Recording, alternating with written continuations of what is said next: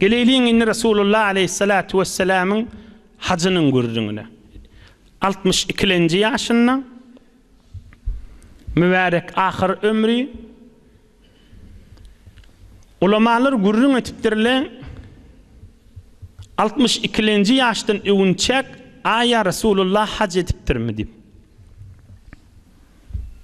قال ابن الأثير كان صلى الله عليه وسلم يحج كل سنة قبل الهجرة. Bir tarihtan aydiyar Müslümanlı tarihte şon gözleyen adam peygamberlik berilenden sonra 40 yaştan sonra yılla hac ederdi peygamberimiz diye. Yılla hac ederdi. Tam Medine'ye gelýänçe. Medine'de 10 yılın içinde hac etmedi ta 62. yaşa. قال ابن الجوزي حج صلى الله عليه وسلم قبل النبوة وبعدها لا يعلم عددها. İmme bir tufur ulamalar aydiye peygamberimiz 40 yaştan etekde peygamberlik berilmeke de hac ederdi diye. Mekke-i Mükerreme'de bolýarlar ve yıllı Kurban ayda başka yurttan kerweller gelýär ve hac edýärler ve peygamberimiz de hac ederdi. Ýöne neçe yıl hac edelligi biz sabit değil, belli değil. Ýöne yıllı hac edýänmişdik peygamberimiz aleyhisselam. Näme diýip sahabalaryň biri aýdýar, peygamberimize peygamberlik berilmepdi.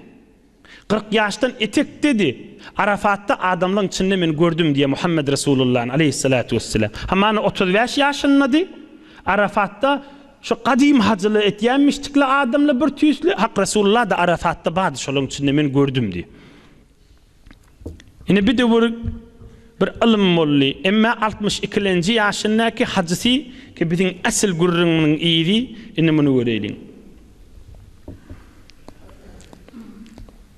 عن سيد الشريف الإمام العالم العامل محمد باقر ابن الإمام الكبير العابد الفقيد السيد الشهير زين العابدين العلوي الحسيني قال رضي الله عنه دخلنا على جابر بن عبد الله رضي الله عنهما. أهل السنة صحيح مسلم'de bir rivayet var.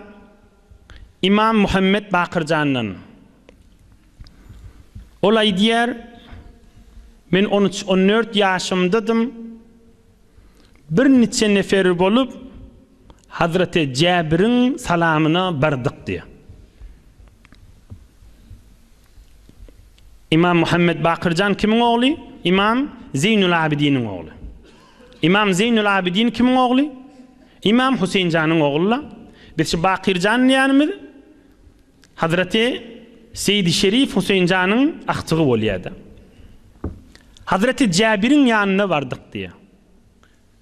Cabir sahabaların da içinde bir alim adammış. Hazreti Cabir ahir ömrünü gözünü veren sahabaların biri. Hazreti Cabir bir gece peygamberimiz şoňa hoş bolup Allahümme gfir li Cabir, Allahümme gfir li Cabir, Allahümme gfir li Cabir. Hazreti Cabir aýtýar, men sanadım 25 qaytar Allah'dan diledi Huda ýaşy Cabir'i rahmatyna sallypdy. Şoň ýanyna bardyk. Hazreti Cabir de ýaşulydy, otiydi inni barıp Resulullah'ın hac etişini sorajaklar. Oham näçe nefer bolup girdik, iň şolun içinde kiçisi mennim diye Muhammed Bakırcan. Oham gözünü ellenmeripdir, yankı Hazreti Cabir kim bolýaňyz diýdi diye. Oham yeke her kim özünü tanıtdy ve nobu maňa geldi diye. Men aýdym, ana Muhammed ibn Ali Zeynil Abidin ibn Huseyn radıyallahu anhum. Men adım Muhammed, dedim Ali Zeynil Abidin, kakam Hüseyin Seyyid Şerif diye aýtdym. فأهوى بيده إلى رأسي فنزع زري الأعلى ثم نزع زري الأسفل. Men şey diyemde gözü yoktu. Elini uzatıp derrew men şu gerşimde killigimin deslapkısını açtı. Killigimin kilencisini açtı. Ve elini men gursagymda koydu. Teberrik Resulullah'ın aktığı dip süýüşdi maňa gaşyndy. İmam Hüseyin Can'ın aktığı bolansaň, Ehli Beyt'in içinde bolansaň, Hak Resulullah'ın hormatyna siýlapdyda. Men Muhammed Bakırcan niyemde şu gözü yoktu. Öwrak süýüşip derrew elini uzatdy we men üstüki killigim açyp, on eteki killigini açyp, sümme wada'a keffahu ala sedi mübarek aýasyny men gursagymda goýdy diýär. Men de şu wagt ýaşajak oglannym 13-14 ýaşymdadyň diýär. Oham merhaban bika ya ibn akhi selam ma şi'te. Hazreti Cabir de ya şu adam gözünü ellem veripdir. Hak Resulullah'ın yanına alim bolan sahaba. Hay ballim bitir hoş gelipsiň merhaba diýipdir. Näme soragyň bolsa sora bilenim aýdaryn diýipdir. فسألته وهو أعمى وحضر وقت الصلاة فقام في شملة ملتحفا بها. Ham Muhammed Bakırcan men bir zat soradım, oňa çeli namaz wagt boldy. Ve Hazreti Cabir de gözü kördü.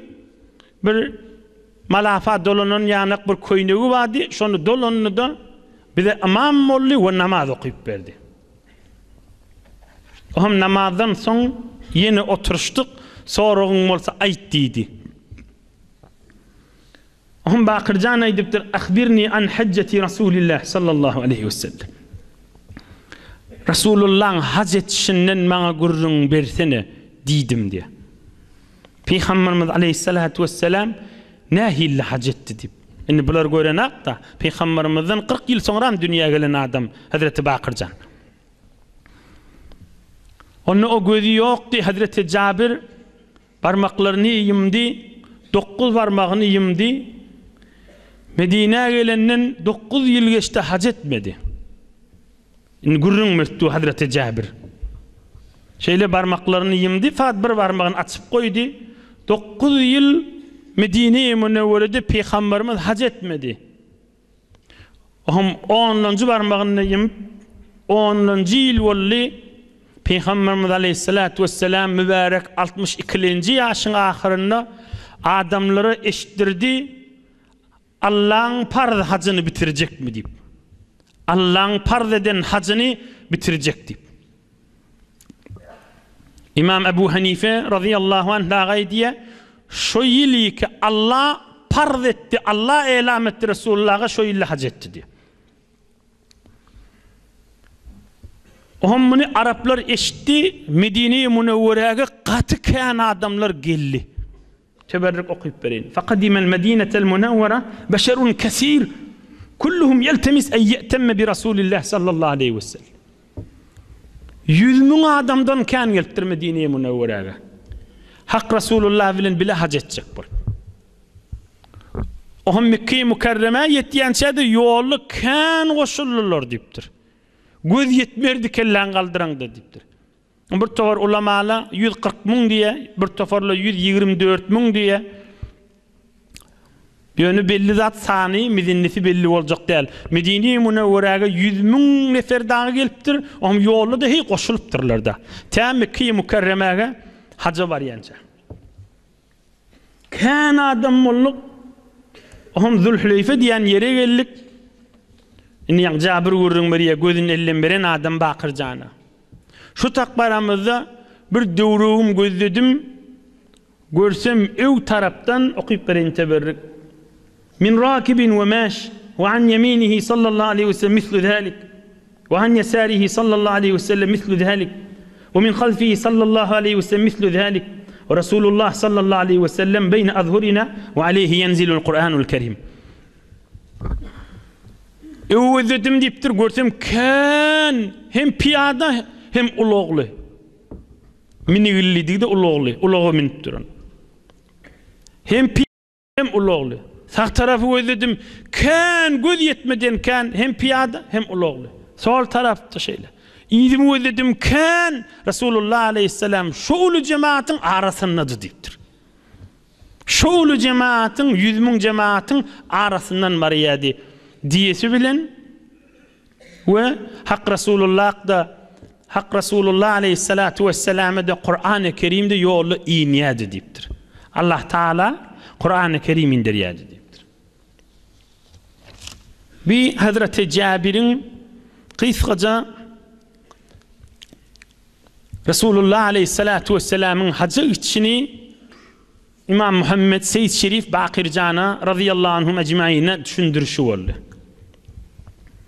Aham Resulullah aleyhissalatu vesselam penşemmevun bir toğur ulamalı şemmevunni. Başay Kurban aydan 5 günü önce Zikada'nın 25'ine Medine-i Münevvere'de öğleni 4 rekat okuyup, yani hazır misafir derler, 4 rekat kamil okuyup, şol kan sahabaların arasında hutba okuyuptur. Adamlara hacın yağdaylarını belli ediptir. Ve şundan Zülhüleyfe'ye barars, ve şu taada da ihram mağlanars deyiptir.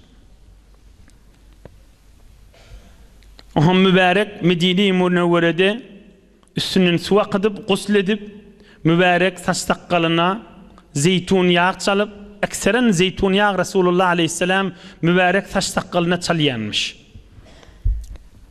Zeytun yağı Resulullah aleyhissalatu vesselam kan istifade ediyenmiştik. Ve tini ve zeytun, incir ve zeytun yağı. Ekseren gazasına zeytun yağı koşuyanmıştık. Mübarek saç sakalına ekseren evvel mübarek kaşına çalıyanmıştık. Sonra mübarek saçını ve sakalına çalıyanmıştık. Kâdidi kârrek çalıyanmıştık. Bir adam görse, bir adam yağ çıkarıyam nâme ki ennehu zeyyat. Bir adam yağ çıkarıyam kam öyle zeytun yağı çıkarıyam mı kam işi zeytun yağı çıkarmak mı kam deyip şu cüre şek ederdi diye. Mübarek sellesine dağda zeytun yağı diyemiştik ki kellesine mübarek kelline zeytun yağı kan çalıyanmıştık. Aham bir diyesine çürük könece palas oklap şonu miniptir. Bunu 100.000'den kana adamları görecek. Tarihte de sebit olacak. Tamam pespelçilik bilen elim insanı sabit etsin ki Allah'ın yanında çın pespelçilik muhim zattığını. Aham Allahümme ec'alhu haccen mebruran la riya fihi ve la sum'ah. Mübarek diyesini minakana hudaya içinde günah olmadık hacı bana nasip ediyor deyiptir. Hudaya içinde günah olmadık hacı bana nasip et, bana haccı mebrur diyelim. La riya fihi ve la sum'ah. Hudaya halka göz edip hac etyen bolmayın deyiptir. La riya fihi ve la sum'ah. Hudaya halka göz edip hac etyen adam bolamayın deyiptir. Diye minenne aydın kef Resulullah aleyhisselam'ın. Qaytayden teberrük. Allahümme ec'alhu haccen mebrura. Hudaya min hacım içinde günah olmadık hac bana nasip et. İçinde günah etmeyin deyiptir.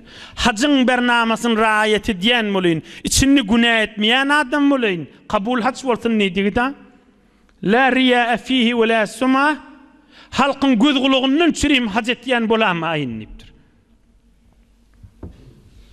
Aham uğraptır tam mübarek Zülhüleyfe diyen yeri vardır. Medineli adamların ihram mağlanacak yer. Asıl inni lebbeyk deyip inni 2 rekat namazını okuyup uğrulacak yer şu tay. Zülhüleyfe'de Medine-i Münevvere'den bir 10 kilometre fasilesi var. Aham şu tayda ikindini 2 rekat okuyuptur Resulullah aleyhissalatu vesselam cemaat bilen. İkindini 2 rekat okuyuptur. Ve şu takyetellerine de Hazreti Ebu Bekir Sıddık'ın Esma diyen zenanasının çağı dünya geliptir. Hazreti Esma binti Amis o zol Cafer Teyyar'ın zenanası. Cafer ibn Abi Talib'in. Onu Ebu Bekir Sıddık izdivac ediyor. Ebu Bekir Sıddık dünyadan geçenden sonra yine de Hazreti Ali radıyallahu anhum ecmaîn ol izdivac ediyor. Hazreti Esma bilen. İnni Zülhüleyfe'de ulu cemaat ba şo taada inni erti ihram mağlajakla, bir gece şo taada yatjakla. Erti şo taadan ihram mağlap Mekke-i Mukerreme uğrajaklar. Şo taadan niyet edip şo taada 2 rekatını okuyup asıl haca uğramağın hacın ihramı şondan başlaya, hacın evvelin bernamet. İhram didikleri şoma namazda duracak bolanda niyet kılım Allahu Ekber deyilmeyem şo hesapta. Yani sen ihram mağlandan sonra inne hacın bernamasını riayet etmeli. Mesela erkadam tikigli zat giymeler o bernamalar juda. Şo taada Hazreti Ebu Bekir Siddiq'ın oğlu bolupdur Esma diyen zenanasının. Esma binti Amis. Aldırab yankı Esma zenana hak Resulullah Adem'i verttir. Men çağan dünya geldi nehme deyiniptir. Yani kalmalı mı, gitmeli mi, hacın bernamasını verir bir yer mi, vermeyer mi deyip. Hak Resulullah aleyhissalatu vesselam emrediptir. Çağani olanı arassalap, on arassalan ya çağı ol öz yerine ey Esma gusl edersin ve özün qaimlarsın Mekke-i Mukerreme hac bernamamdan qalma uğrama alyptır. Ey Esma gusl edersin. İmam Azam Ebu Hanife radıyallahu anh mezhep başımıdaydı. Hak Resulullah aleyhisselam şona gusl ettiydi. Yani sen arassalanma gusli ol bir adam bir zenana uzurluğun molya uzur pak bolya guslet ya bula belli. Bir zenana çağatı dünya geliye bir neçewun hun rizisi bolya bir neçewun dert çekiye o pak bolonna guslet ya o da belli. Emme bir Resulullah aleyhisselamın emredini olur değil. Fakat arassalanmadan çürüm. Neyinki pak bollu deyip. İnşallah belki düşünüklüler görürün. Fakat üstünden bir su vakit üstün arassaca olsun nidigi da. Ve özün qaimlap, öz hesabın çık, özün qow sakla diyen yalla. Öz hesabın çık, özün qow sakla. Ohum uğra ver deyiptir. Ve yolla bir miqdar gidellerinin sonra bir yerik paralarına Hak Resulullah aleyhissalatu vesselam enemi Hidreti Ayşa'nı görüyer, ağlat duranmış. Şu urrundayden inşallah qalanı inni keftalık gider. Enemiz Hidreti Ayşa ağlap duranmış. Aham Hak Resulullah aleyhissalatu vesselam bariye hal nefeste nema ağlayan uzurlu vaktim mollu deyip narahat boltuğunu deyiptir. Aham enemiz Hidreti Ayşa şu vakta 17 yaşında oluydu. Hak Resulullah aleyhissalatu vesselam dünyeden geçenle enemiz Hidreti Ayşa 18 yaşındamış. Enemiz Hidreti Ayşa 17-16 yaşında 16 yaşın ahırı ve 17'nin içinde ağlap duranmış ve Resulullah aleyhissalatu vesselam ay diye nemi uzurunum mollu deyip ağlayan mı diye. Onunla Havva diye. Hacın bernamasından qağlarım qadip narahat bolup ağlap duranmış. Ve şi Peygamberimiz aleyhisselam hacca var ya qada enelemizin hemmesi bağmıştı. Hak Resulullah aleyhissalatu vesselam enelemizin her gaysına öz başına diyebilen hemmesini alıp gidiptirdi. Onna Havva deyiptir, men uzurum mollu deyiptir, şoňa gaty narahat bolupdyň deyiptir. Hak Resulullah aleyhissalatu vesselam aýtdyr, Allah'ın kadarıdır, narahat bolma deyiptir. Denanan uzur görmegi Hidreti Adam'ın öwladynda hemmesinde bardyr deyiptir. Bir Allah'ın goýan bernamasdyr deyiptir. Onun narahat bolma deyiptir. Sen hacın bernamasyny zerer bermeýär, fakat tawaf etjek bolanda bir bernamalary ba, ol koklelte inşallah soňra maýdyr. İhram mağlanmağa hacın yolunda sana zerer bermeýär. Üstünden su vakıtta öz havaňa gaýmyly yolu düşürmelipdir. Hacın bernamasyny ihrama zerer bermeýär. Muňa da İmam Azam Ebu Hanife radıyallahu anh diýär. Şi Resulullah aleyhisselam sen üstünden su vakit diýdi enemiz Hidreti Ayşaga emre istihbab. Yani arasta ol üstüne istat zerer veramasyň, ýolly merisçilik bolamasyň, faqat arastalıkdan çürüýüm üstüne su akıt diýdi. Uzurundan pakliginiň gürrüňi däl, o pak bolanda gusl edilýär ol juda diýdi. Narahat bolma diýipdir mundan çürüýüm. Bir Adam oğlunyň gyzlarda, zinanlarda bolýan ýagdaýdyr diýipdir. Ohum yine de şeylekliğin yolu düşýärler inşallah. Inniki heftelerde bolýan ýagdaýlary Hak Rasulullah aleyhissalatu vesselam 62-nji ýaşynda 150 000 sahabe bilen hac etşini inşallah hyzmatyna da ýetirer.